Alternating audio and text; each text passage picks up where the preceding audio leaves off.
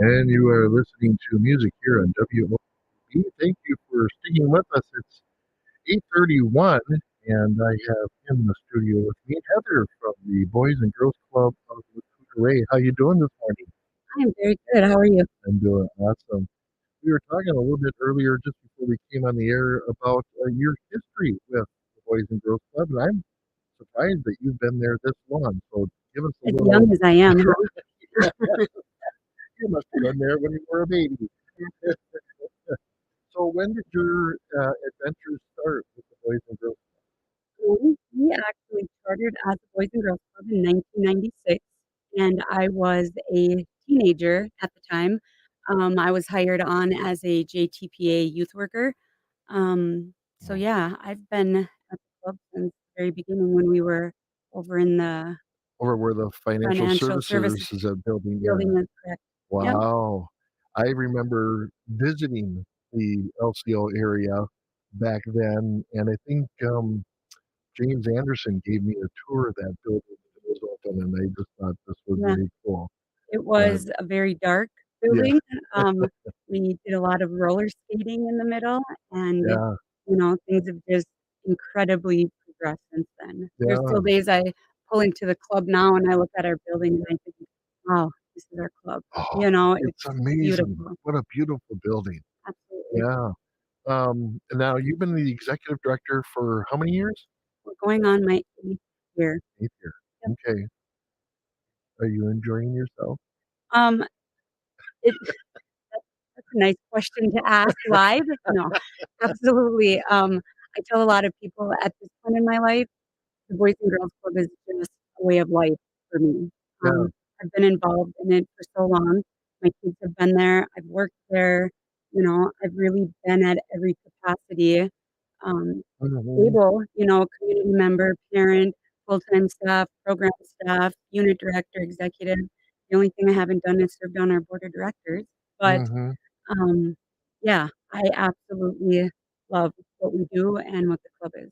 And it's been running very well to your credit. I think you've got a lot of good volunteers there. You got some good staff on board, and excuse me, I'm just amazed, not so much amazed, but just so glad to see such an outreach to the community, and what you're doing in the different classes that are going on there and the different things that happen every week.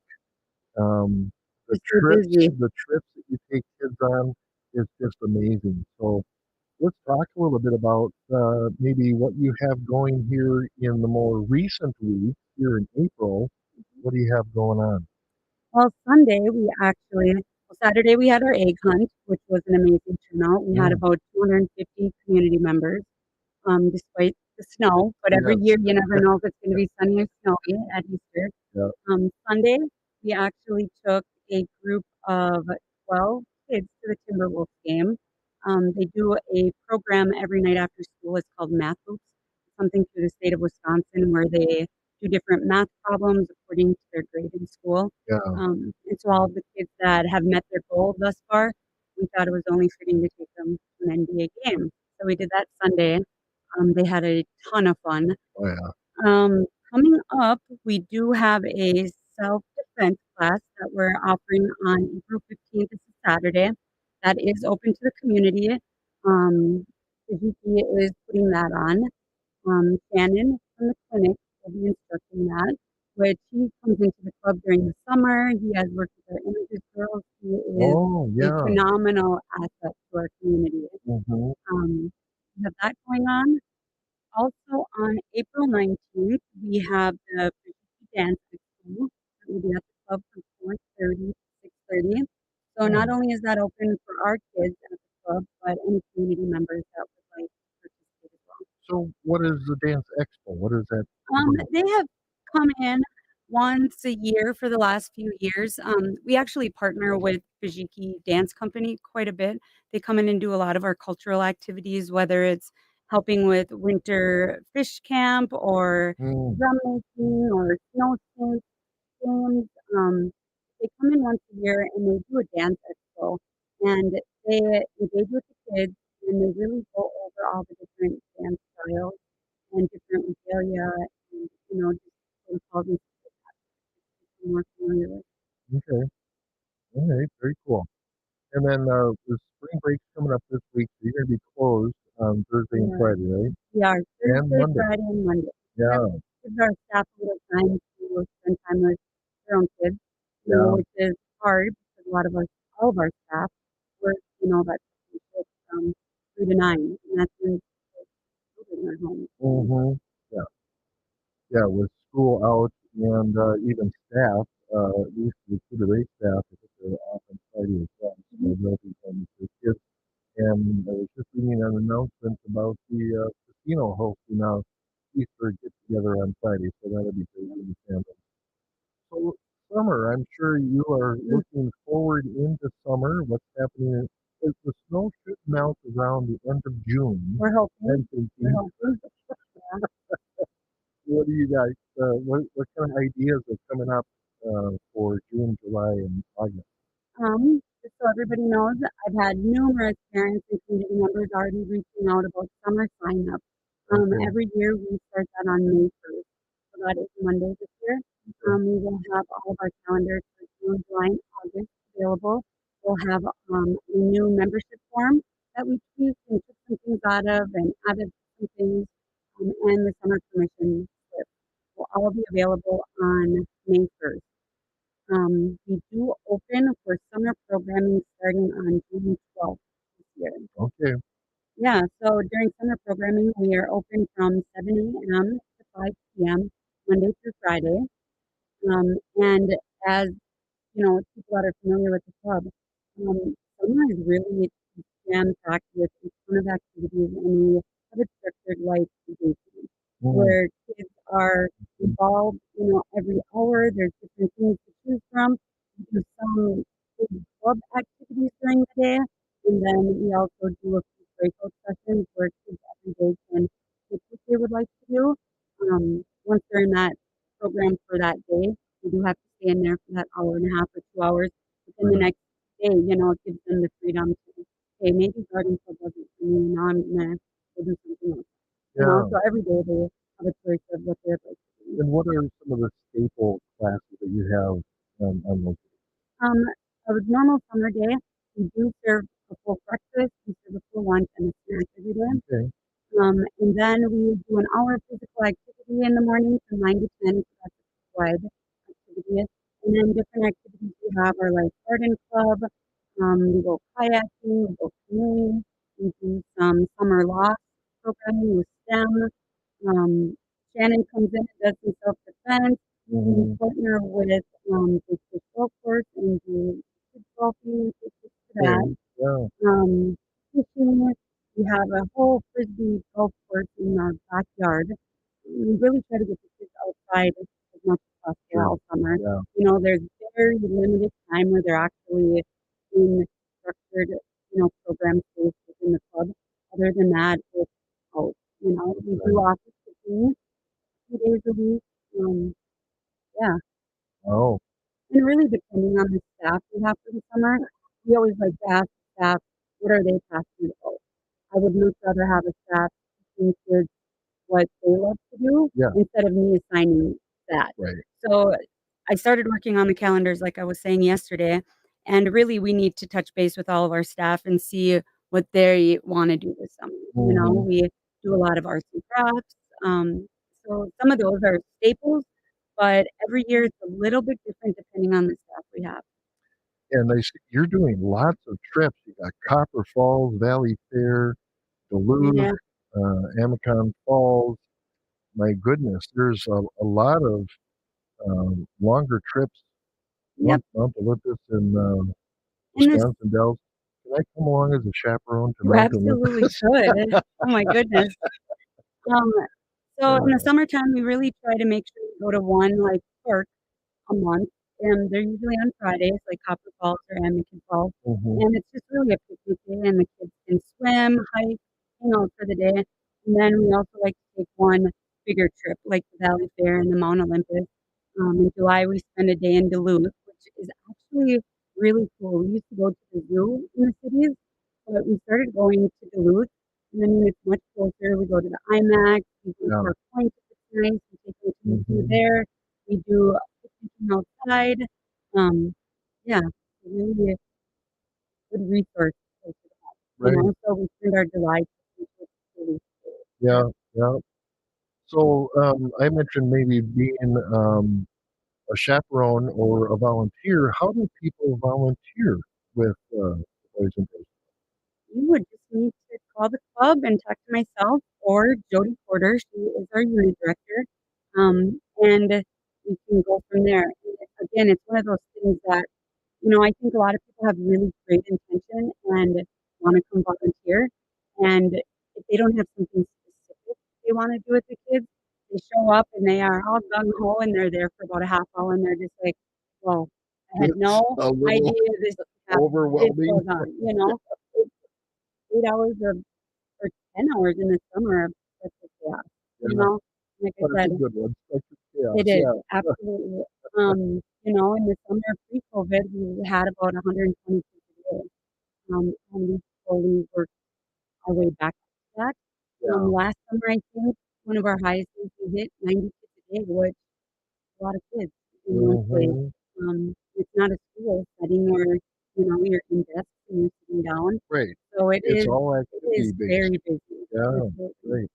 So we're talking with Heather from the Boys and Girls Club of the Oreilles here in WOJB, and we're just talking about some of the activities and schedules that are going on, and maybe how people in the community can be involved. You have a lot of, um, I don't know, I know there's a couple of younger people there that came over from the university that are working with you. Where do some of the other young people that are working with the students or the young people in the club, where are they from and how did they get involved? Our Such app as Jody, I Yeah, love our Jody. absolute best assets and greatest staff are also new. Okay, So a few years ago when we were really struggling with finding staff, like I said, it really is, um, it's hard because, it's not a full-time position, a lot of our positions, because we only have kids so many hours a day. right. Yep. You want somebody responsible and with good moral ethics and, that you want around kids. So those are usually adults in our community, and most of the time, adults have kids. So it's really hard to employ people part-time that have a family and you're working that 3 to 7 or 3 to 9 shift. So I started thinking like, we have to start thinking differently how we hire people. And so many of our kids who are then 18, 19, 20 would randomly reach out and just be like, "Heather, I miss the club so much," because it was a part Oh, of their everyday life, right. Yeah, And I think sometimes once kids hit 18, we just assume, "Okay, they're adults, they're gonna figure it out." yeah. Well, really, those kids need more support than ever, Now all of a sudden they have to do everything on their own. They don't have someone telling them what to do every day. And I think a lot of them reach out because the club was that one consistency for Structure. them. Yeah. And they miss the staff, really, they miss the people that are in the building. So I started bringing them in, for employment opportunities. And I mean, what better person than a club kid who knows the importance of the club, Yeah. who knows how important it is to be a good staff, who knows, the impact that staff really are having on kids every day, whether they realize it or not. So I can say right now, besides maybe two of our staff, all the rest of our staff were former club kids. Wow. Yeah, And that must be amazing because you've been there I so have, long. I You've have, seen these kids grow up through the club, and now they're absolutely. back working with you and helping, and that must be just It a is, sense of pride. we're at the point where we have second generation kids now, which is Wow. awesome. We've been around, for 25 plus years. With the images group that I run, um, in 18, but right before COVID, we actually had our first like group of images girls that were second generation that I took their moms on trips. And Yeah, now their daughters are teenagers going on trips, yeah. including my own daughter. I was an images student or Okay. participant, Yeah. and then my daughter graduated and Wow. has was a part of it for years. So yeah, we really are in that spot where, you know, when you're in the thick of it, you don't always know you're making a difference. But for people like myself and, a few other staff that have been there for quite a while, you actually see those rewards then, or you Mhm. see them as young adults, Right. no 10-year-old or 14-year-old comes in your office and like, "Thank you so much for making such a difference in my life." But there are 21, 25-year-olds that come into my office and Yeah. talk about the impact the club had on them. So it's Wow. it's amazing. Let's talk a little bit about the administration or the business side of this. Mhm. Where do you get the funding from for all this? We are Because very there's a lot. I mean, you oh, got vehicles, we do. you got It staffing. we It have yeah, like, it's great problems to have, I like to say. right. Um, we do have vehicles, which we are so fortunate with because we're able to pick up students at the Hayward schools every night after school. Yep. We used to get about 30 to 40 kids off of the Hayward bus every night. And then COVID hit and then, employment and the lack of bus Right. drivers, so we were narrowed down to 9 seats on the Hayward bus, and we're like, "There's so many kids that are not able to use the club Yeah. because of transportation." So, yeah, we take 2 full vans out now every night and just get in line with the Hayward buses and pick up Hayward students. Oh, So, okay. little plug for that. If Yeah. anybody's needing transportation, they can call the club, and we do our best to, navigate through that. But yeah, funding, we have been very, very fortunate, and I think that really goes to the testament of how long we've been a club, that tribe, our tribal council, Mhm. our community has been very, very supportive of the club. We are our own 501(c)(3), but the tribe, hands down, has been our biggest supporter, Okay. throughout all of the years. You go ebbs and flows up and down, with funding and different funding streams, and every year when you're like, "Oh, I made budget," that lasts for about 10 minutes, 'cause then you're like, "What are we gonna do for next year?" Right. You know? Yeah. So, a huge portion of how successful we are goes to the support we get from the tribe. Yeah. And then, of course, there's federal grants, state level grants, foundations. So, yeah, right. And you have, staff people looking for those grants and Well, applying for them, or that's me, does the oh, that's you. but, The another TGB thing. grant department isn't doing this, Oh, you're doing absolutely. yeah, They okay. they are super helpful. Like I said, even though we're our own 501(c)(3), not only financial support does the tribe support for us, but, we can utilize the grants department, Yeah. legal department. There's so many different things that the tribe helps us with, not just financially, and the grant department has always been amazing. So whether they find things and then they contact me like, "Hey, do you think this is a good fit?" Or I get different streams, that come through from different Right. places, and I can shoot it over to them, and I'm like, "Hey, ladies, how does this sound?"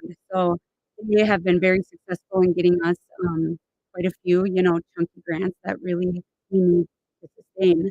We're working with them on another grant right now, so, you know, it really takes the whole community, to Mhm. make something like the club as successful as it is. I know during COVID, it cut back on a lot of, in-building participation. Um, what's happening maybe looking out the next couple years? Are you looking at some growing pains and maybe expansions? That again, great problems to have. Um, like I said, before COVID, we were doing about 120 kids a day in the summer and roughly about 70 to 80 during the school night. That drastically changed with COVID, as everything did. We had to scale way back, for a year or 2, we had to do things in pods where we could only accept 40 kids at a Right, time, right. and they had to be in certain sections with certain adults in the same groups all the time, Man, where we have, finally broke that. Um, and right now, we're slowly, inching our way back up, like I had said. Right now, I think we're doing probably about 60, maybe 70 kids during the school night. And then the summer last year, we were around 90. I think it's getting back out there that, we are open and anybody can come. It's not a limited number. You don't have to be signed up on May 1st. We have an right, open door policy, okay, which means you can come 5 days a week, you can come 1 day a month, however or whatever works for your family, what is most convenient. You can get dropped off after school and get picked up at 4:30, or you can stay till 7 or 9 if you're a teen. same thing with the summer. So, it's one of Wow. those things, like, be careful what you wish for. Of course, we want as many kids to utilize, and then just great problems to have, Sure. then you have more funding, you have more staff, you have more Yep, everything, yep. but luckily, we can say we haven't been in a spot where we've ever had to deny, Right. anybody, so. Yeah, yeah. Um, anything with, as I look at the building, is the gymnasium good enough? Are you looking maybe to add a second gym or, If anything, the community needs is, more gym space. yeah, For us, it works right now. We're fortunate that we're able to do karate uses our gym every day of the okay, week, Monday through Friday for their gym classes. We don't have kids in our building until 3:30, so they're able to use our gym space. Um, and, Curtis Decor Rising Stars basketball, we yeah, use that on Saturday mornings.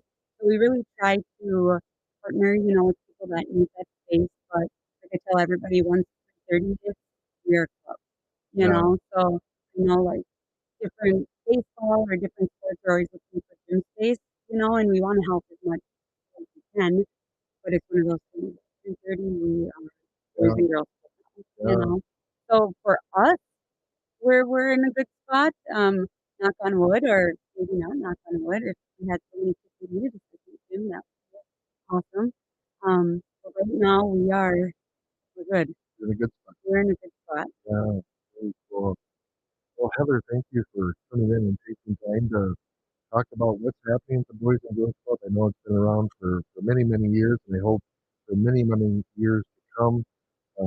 We want to thank the PGB for their support, and then I'm assuming a lot of them may have had kids come Oh, through the club as well, kids, so they grandkids, understand the value of it, and to have the tribe absolutely. support that much, that's awesome.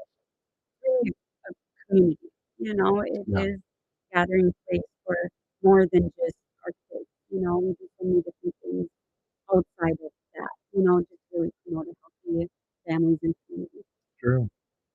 Great. Well, thank you for coming in and talking with us. For Maybe having me. next time we'll have to have a couple students come in with you Absolutely. and tell We do their that. stories. Yeah. It'd be a All good right. idea. Very good. Heather with the Boys and Girls Club of La Courte, we thank you for coming in. You are listening to WOJB 88.9 FM, listener supported community radio.